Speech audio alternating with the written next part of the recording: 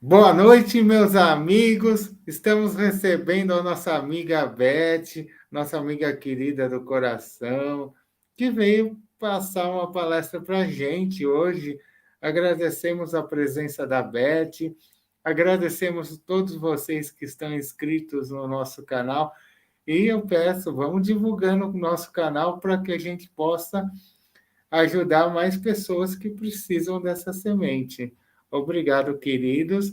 E o tema que a nossa amiga Beth vai falar, o Cristo não pediu muita coisa. Esse é o tema de hoje. Amiga Beth, você pode, por gentileza, iniciar com uma prece e, no final, vibração e prece, de 30 a 60 minutos o tempo. E, por gentileza, é com você, amiga. Obrigado. Boa noite, amigos. Alegria imensa de estar aqui, aprendendo. Quando a gente prepara a palestra, a gente aprende muito.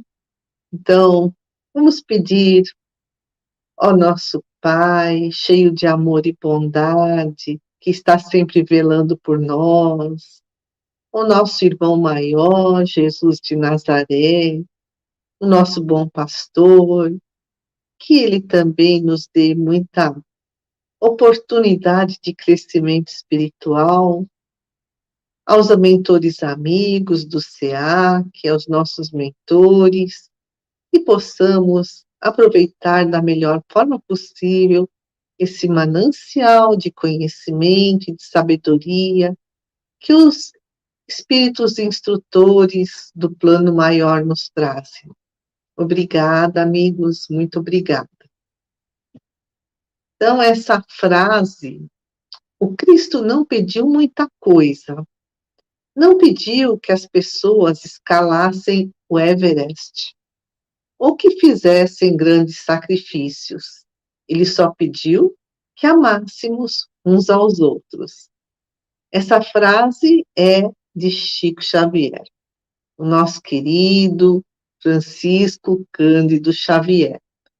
E o Carlos Bacelli conta que ele, outros estudiosos e os pobres da periferia se reuniu no sábado à tarde, sempre todo sábado à tarde, à sombra do abacateiro, né, aos pés de Chico Xavier, e ele falava principalmente do Evangelho segundo o Espiritismo, do capítulo 5, Bem-aventurados os aflitos.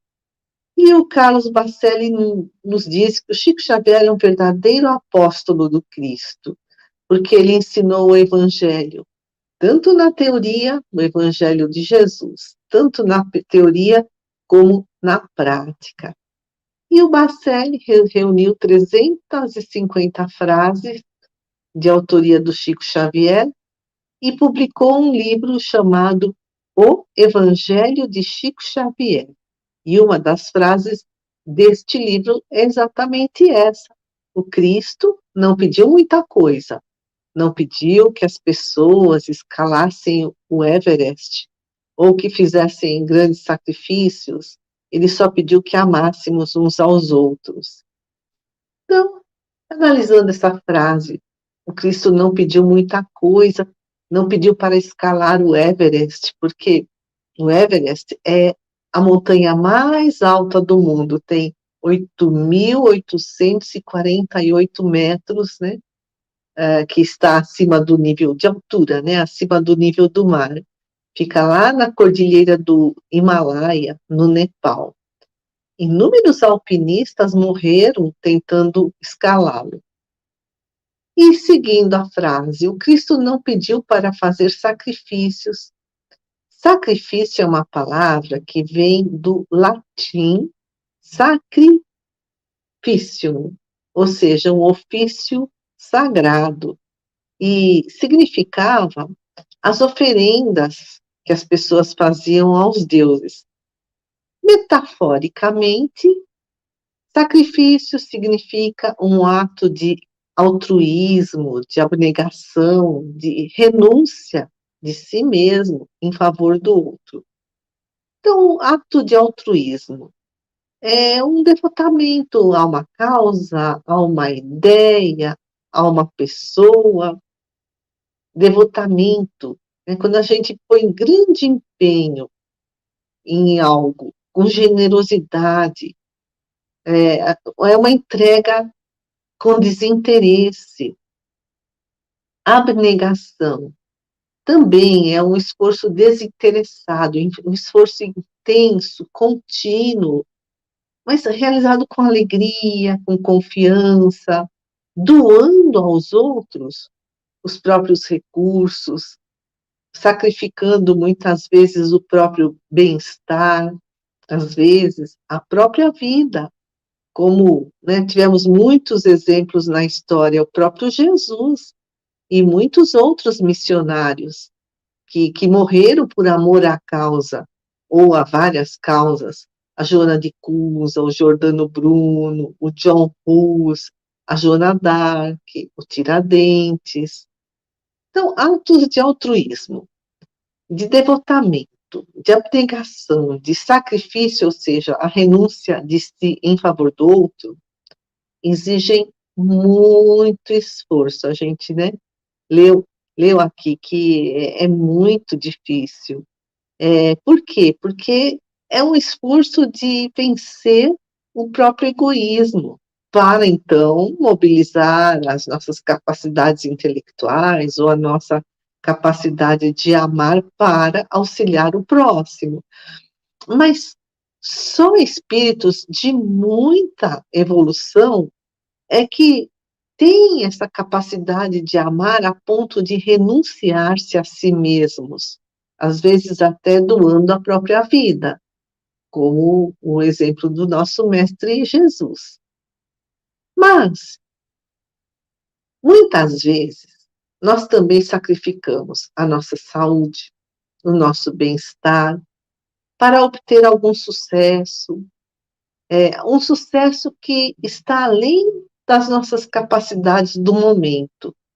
E aí, quando a gente, né, se empenha tanto além da nossa conta, além das nossas forças, a gente fica estressado, a gente acaba adoecendo. O espírito Pai João de Angola, no livro Fala Preto Velho, psicografado por Vanderlei Soares de Oliveira, no capítulo 13, cujo título é Estresse e Bolsões Energéticos, diz: quando você só quer tirar nota 10 nas provas da vida, há dois lados. Um deles é sinal evidente de que você quer levar a sério as lições da vida. O outro é sinal de que você está com dificuldade de conviver com seus limites, com a sua realidade. O segredo para iluminar esses dois lados é sempre fazer apenas o melhor, o seu melhor, e nada mais. Aí o preto velho conta que um homem foi procurá-lo e disse-lhe: sabe, tenho uma sensação de que algo está me prejudicando. Eu ando muito frustrado na minha profissão. Eu ando tão cansado, parece que quanto mais faço, menos produzo. Não estou dormindo bem, não descanso no sono, acordo cansado. O que antes para mim era divertido, hoje é tão cansativo. Eu tenho medo de perder o emprego, minha memória está falhando, eu ando muito irritado com tudo. Apareceram manchas vermelhas no meu corpo, eu já fiz um monte de exame e os exames não acusaram nada. Será que é obsessão, pai João? Aí o pai João fala assim: isso daí é estresse, é um incêndio na mente, é uma pane, é uma falha no funcionamento da mente, que leva à fragilidade psíquica, à fragilidade energética. Quando nós não reconhecemos os nossos limites, quando nós assumimos responsabilidades que estão além das nossas forças, acabamos atraindo as más energias. E aí vem as doenças, aí os relacionamentos ficam péssimos, né? O relacionamento com as outras pessoas. E o pai João escreve nesse livro que algumas pessoas, por ganância, fazem mais do que podem. Outras, por preguiça, agem menos do que podiam. São limites que não foram descobertos. Então, né, os dois extremos, uns por ganância, né, se estouram, se sacrificam de forma doentia e adoecem, né, e não conseguem o seu intento, se desequilibram. E outros não, outros né, não estão nem aí, é a preguiça, não aproveitam os próprios talentos. Então, né, é 880, a gente precisa conhecer os limites da gente, reconhecer quais são esses limites, porque há pessoas que querem dar conta de tudo, abraçam o mundo, né? Querem abraçar o mundo, exigem demais de si mesmas, se tornam cobradores implacáveis de si mesmos e, por tabela, também dos outros. A uma hora adoece. E por que que adoece? Porque a doença justamente é um breque para esse ritmo. Vem mostrar assim, ó, você precisa brecar esse ritmo, senão vai pifar. E o título desse capítulo é Estresse e bolsões energéticos. Bolsões energéticos são regiões assim onde a energia está concentrada na nossa mente. Então, inveja, medo, irritação, desvalor pessoal, maledicência, mágoa.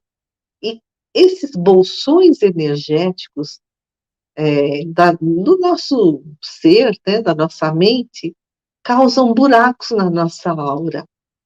A aura, né, que é esse manto energético onde estão os chakras. E aí o pai João fala assim, sabe, todo mundo quer ter um corpo fechado, né? Sem esses buracos da aura, para não acabar atraindo assim as energias ruins do ambiente. Mas para a gente ter um corpo fechado, a gente precisa ter emoção equilibrada e mente vigilante. Então, o corpo fechado, sem buracos da aura, depende de emoção equilibrada e de mente vigilante. Aí está a nossa grande proteção. Ele diz assim: os fios, quer dizer, os filhos, né? Os fios querem proteção, mas não respeitam a si mesmos, as suas forças, aos seus limites, e depois ficam estressados, cansados de dar dó. Então, o alto amor, né, é que nos protege. É esse respeito que temos por nós, pelos nossos próprios limites, até onde vão as nossas capacidades. O alto amor é a maior fonte espiritual de proteção, nos ensina o pai João de Angola. Há uma lenda bastante conhecida, mas muito enriquecedora de conhecimentos, de sabedoria, que fala sobre o alto amor. Então, um mestre queria ensinar aos seus discípulos uma grande lição. Esse mestre convidou, né, os seus alunos para irem a um campo verdejante, e lá havia muitos lagos. Cada lago tinha o nome de um discípulo. Então o mestre fala para cada um dos seus pupilos procurarem, cada um, o seu lago. Fala para que eles mergulhem lá no fundo do lago, para encontrar os diamantes encantados da libertação espiritual. Aí os discípulos olharam cada um seu lago, e esses lagos estavam cheios de bichos perigosos. E eles então perguntam para o mestre: Mestre, mas como vamos nos proteger desses perigos? E o mestre responde: foram vocês que criaram esses inimigos. Vocês têm que aprender a lidar com eles. E eles respondem: mestre, estamos com medo. Como vamos nos proteger? E o professor ensina: esta é a grande lição. Se tiverem medo, se vocês se sentirem vítimas, vocês vão ser devorados pelas víboras da paralisia, da perturbação.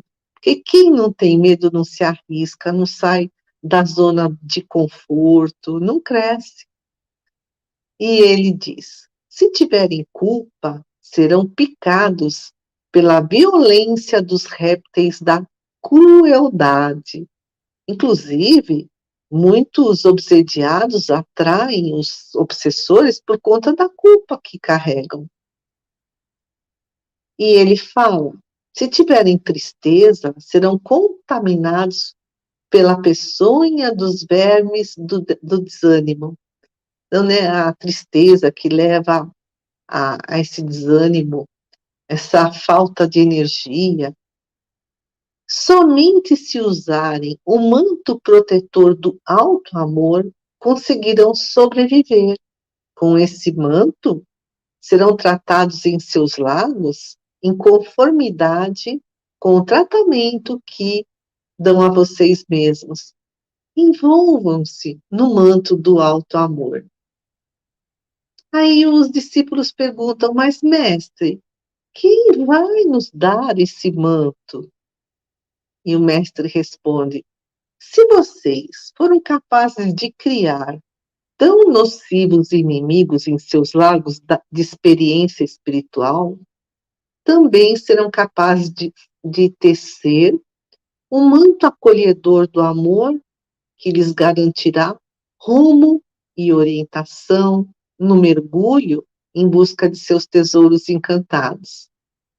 Porque a vida nos trata como nós nos tratamos, né? A vida trata como cada um se trata, é a frase, né? Então, auto-amor, o que que é? É aprendermos a cuidar de nós, a nos protegermos, a buscar a sabedoria. Amor não é fazer tudo pelo outro e esquecer de si. Porque tem gente que acha que pode pular no lago dos outros para livrá-los das provas que são deles, quando não estão dando conta nem dos desafios de seus próprios lagos. Então, precisamos nos tratar com amorosidade, sermos os nossos melhores amigos, assumir sem culpa que nós somos a pessoa mais importante para nós. Tem gente que acha assim: isso é orgulho, é vaidade. Não, isso é autocuidado, é cuidar do corpo e do espírito. E não transferir para os outros a responsabilidade de ser feliz, porque tem gente que fala: eu só vou ser feliz se eu casar com aquela pessoa. Não, primeiro a gente tem que ser feliz para depois procurar alguém. Se a gente vai procurar alguém pensando em ser feliz, a gente não vai ter sucesso. E o pai João de Angola, no capítulo 17, né, nesse mesmo livro, diz assim, que amar não é carregar a dor de quem amamos. Aí ele escreve: a vida nos trata como tratamos a nós mesmos. Se você não respeita seus limites, escreve ele, atrairá sempre pessoas que abusarão de você e que vão adorar passar para suas costas o peso das responsabilidades que são delas. E às vezes a gente confunde amor com apego. Quando a gente é apegado de uma forma doentia às pessoas, a gente acaba se sentindo responsável pela dor do outro. Aí a vida fica pesada, porque nós queremos carregar o que não nos pertence. Então, o que que é aprender a amar? É não controlar o outro, né? Não querer controlar a vida do outro, é não querer ser o dono do outro, é não carregar o outro no colo, porque o outro também tem que aprender a andar com as próprias pernas. O pai João explica: cada pessoa tem o seu balaio de dor, né? A sua cesta, né? A sua cesta de dores, de experiências a carregar e um caminho a trilhar.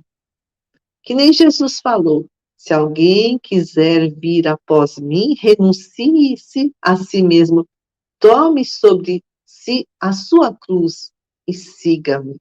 Então, cada um, né, tome a sua cruz e siga Jesus. Nem Deus carrega os nossos fardos, alivia, orienta, fortalece, mas espera que a solução venha de nós mesmos. Ajuda-te que o céu te ajudará, né? Batei e abrir-se-vos-á, pedi e obtereis, buscai e achareis, buscar é trabalhar. Então, tudo isso para que a gente tenha, metaforicamente falando, pernas fortes para subir a montanha da nossa evolução. E esse é um grande aprendizado de cada um de nós, amar a Deus sobre todas as coisas e ao próximo como a nós mesmos. A Joana de Ângeles, mentora do Divaldo Pereira Franco, escreve que nosso estágio evolutivo, ainda, né, bastante precário, a nossa grande lição é aprender o auto-amor, para então amar o próximo com desinteresse, porque ninguém dá o que não tem. E a partir de então amar a Deus acima de tudo. No livro Seara Bendita, psicografia de Vanderlei Soares de Oliveira, a irmã Cidufo, outra benfeitora espiritual, que foi médium na época de Kardec, no capítulo 8 escreve um artigo intitulado A Causa do Amor. É muito interessante. Ela diz assim: o Evangelho é a rota, né? O caminho, a direção, né? Jesus, o caminho, a verdade e a vida. O Espiritismo é a bússola que nos aponta qual é a direção do amor, do bem. E o amor é a meta, é o nosso objetivo, é o ponto de chegada, né? O amor, a meta. Quando formos espíritos perfeitos, relativamente perfeitos, aí nós amaremos incondicionalmente todas as criaturas, né, do universo, assim como Jesus ama incondicionalmente a todos. Então, o Evangelho é o caminho, é a rota. O Espiritismo, né, é o norte, a bússola. O amor, a meta. Então, a irmã se fala: a rota é o caminho a seguir, a bússola confirma a direção. E ela explica que todas as religiões concordam que a meta é o amor, né?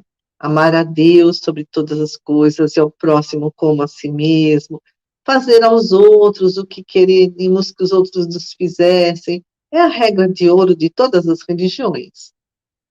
E a irmã se também fala da parábola do bom samaritano. Vamos recordar assim, rapidinho, a parábola do bom samaritano. Um homem descia de Jerusalém a Jericó e caiu nas mãos dos salteadores, dos ladrões. E os ladrões e salteadores o despojaram, o espancaram, e ele ficou meio morto, caído na estrada. E também descia de Jerusalém a Jericó um sacerdote, mas passou ao largo, ou seja, ele vê o samaritano caído na estrada, mas ele, né, desvia. desvia o caminho. Um levita também passou ao largo, mas um samaritano que ia de viagem chegou ao pé dele, né, do homem que estava caído, vendo-o, moveu-se de compaixão, aproximou-se, atou-lhe as feridas, quer dizer, colocou ataduras, bandagens para estancar o sangue, deitou azeite e vinho, que são antissépticos, colocou o homem caído na estrada no seu cavalo e levou-o a uma estalagem e lá cuidou dele. No outro dia, esse samaritano tirou 2 dinheiros e entregou ao hospedeiro. Olha, cuida dele e tudo o que demais você gastar, eu te pago quando voltar. E a irmã Sidufo explica que a parábola do bom samaritano é a nossa própria história evolutiva, em suas várias etapas. Então, tem o homem caído na estrada, o homem, diz ela, o homem rótulo, o homem comércio, o homem espiritual. O homem caído na estrada é o sofredor, né? São os aflitos do mundo inteiro. O homem rótulo é aquele, né, cheio de verniz, ele quer evidência, ele quer fama, ele quer estar no alto do pedestal, ele quer aplausos, é o orgulho. O homem comércio, aquele que busca os bens materiais, né, só os bens materiais é que lhe interessam. Então, por conta do egoísmo exagerado. E o homem espiritual é aquele que busca enriquecer a própria alma. E a irmã se fala, o samaritano trilhava o mesmo caminho do assaltante, do levita, do sacerdote da lei. Mas, ao contrário deles, ele ia de viagem. O que significa ia de viagem? A irmã se fala, é ter uma meta. E essa meta é o amor. Sua viagem tinha propósitos nobres e elevados, bem definidos, o que harmonizava com a rota, a bússola e a meta. Então, rota, bússola e meta, né, estavam em harmonia. E por que, né, na parábola, Jesus fala assim, né, que o homem que foi assaltado, o levita, eles desciam de Jerusalém até Jericó. Aliás, desciam de Jericó até Jerusalém, né? Por quê? Bom, isso também é simbólico. Ela explica que esse caminho, Jerusalém a Jericó, descer de Jerusalém a Jericó, era a estrada preferida das pessoas comuns. É a estrada preferida das pessoas comuns. Isso tudo é simbólico.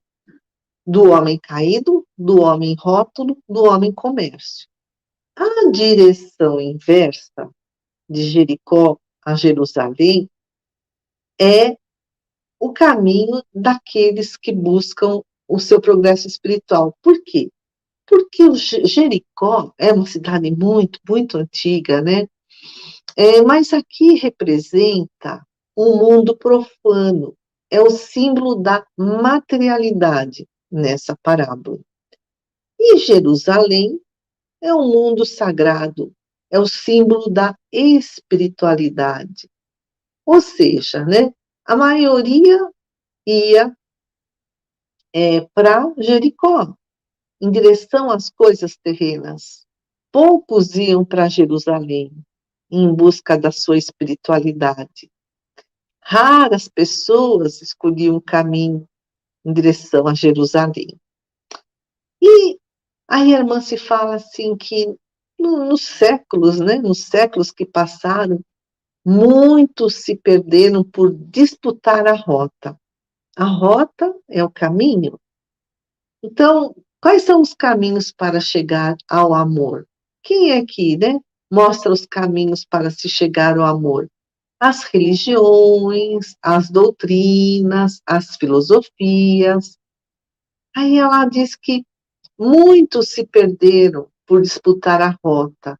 Então, brigas, disputas, que deixaram sequelas, por exemplo, as guerras religiosas que aconteceram ao longo da história da humanidade, cristãos versus muçulmanos, católicos versus protestantes, ou o incremento do ceticismo, o dogmatismo religioso imposto, fanatismo, são as sequelas dessas disputas, né? Ah, não, meu caminho, né? Chega um segmento religioso e fala assim, não, a verdade está comigo. O meu caminho é o caminho verdadeiro. Vem outro segmento religioso e fala assim, não, eu é que sou dono da verdade. É o meu caminho que é o único que existe, que leva a Deus. Aí a irmã se fala assim também, que a bússola é o espiritismo, né? Que é a direção. Mas muitos também se apropriam da bússola, ou seja, do espiritismo, imprimindo a direção que lhe parece mais acertada. Então a gente vê que mesmo dentro do movimento espírita há discórdias, há disputas pelo poder, há modelos administrativos fechados, ou então a disciplina exagerada, rigorosa, é, em detrimento da caridade. E aí a irmã se fala, no entanto, em todos os tempos, os que se afirmaram no amor, esse sentimento de religiosidade a Deus, esses venceram, demonstrando comprometimento a essa causa, que é a causa do Cristo, que é o amor. E aí a gente lembra da famosa frase de Paulo de Tarso, que está lá em Coríntios, capítulo 13, belíssima frase que fala da caridade, que é o amor em ação, o amor colocado no concreto, né? O amor, a caridade material, a caridade moral. Paulo de Tarso escreveu: ainda que eu falasse as línguas dos homens e dos anjos e não tivesse caridade, seria como um metal que soa ou como o sino que tine. Ainda que eu falasse as línguas dos homens e dos anjos, mesmo que eu tivesse mediunidade, sabedoria, sem caridade, seria como um metal que soa e como o sino que tine, né? Sem coração. E Espírito de Verdade também, né, nos alertou: espíritas, amai-vos e instruí-vos. E aí vem o Chico dizendo, né, Cristo só pediu que amássemos uns aos outros, não pediu para a gente fazer grandes sacrifícios, porque ainda não estamos nesse tamanho, nesse quilate espiritual de um Buda, de um Gandhi, de um Bezerra de Menezes, de uma Madre Teresa de Calcutá, de, de Jesus. Não, né? Ainda somos muito pequenininhos. Então, Cristo não nos pediu para escalarmos o Everest, fazermos grandes sacrifícios. Ele só pediu que nos amássemos uns aos outros. Belíssima essa frase, tão singela, tão profunda, tão cheia de sabedoria. Então, elevemos o nosso pensamento ao Pai Maior, a Jesus, nosso grande mestre, irmão, aos mentores queridos de todas as pessoas, das nações, dos centros espíritas, das casas religiosas, que nos amparem, nos socorram. E nesse momento, queremos vibrar pela paz do mundo, por todas as nações emanadas em fraternidade, solidariedade. Queremos vibrar pelo nosso país, a todos os governantes, a todo o povo brasileiro, que haja paz e entendimento, que haja concórdia. Queremos vibrar por todas as casas de oração, aos centros espíritas, às igrejas, aos templos, às mesquitas, às sinagogas. São todos caminhos que levam ao amor, que levam a Deus. Queremos vibrar pelos seus dirigentes, pelos seus trabalhadores.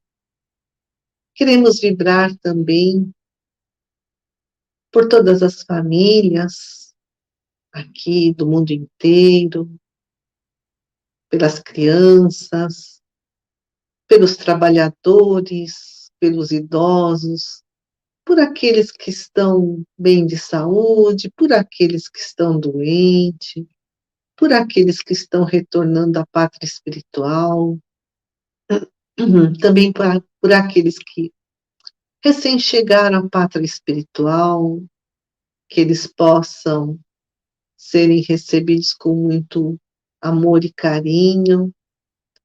Vibremos pelos nossos irmãozinhos que estão nas ruas, sem teto, sem agasalho, sem pão, pelos órfãos, por aqueles que estão nas penitenciárias, pelos hospitais, por todos os seus trabalhadores, encarnados e desencarnados, e por aqueles que estão ali internados. Queremos vibrar por todos os nossos amigos e familiares, todos que aqui estão neste momento, nos ouvindo, ou que nos ouvirão. Queremos vibrar por nós mesmos. E, com muita humildade, façamos a oração que Jesus nos ensinou. Pai nosso que estais no céu, santificado seja o vosso nome, venha a nós o vosso reino, reino de amor, de bondade, de paz. Seja feita a vossa vontade, que é o bem, o amor, assim na terra como no céu. O pão nosso de cada dia nos dai hoje, perdoai as nossas ofensas, assim como nós perdoamos a quem nos tem ofendido, e não nos deixeis cair em tentação, mas livrai-nos do mal, pois vosso é o reino, o poder e a glória para todos sempre. Que assim seja. Muito boa noite, amigos. Que seja uma noite repleta de paz e harmonia.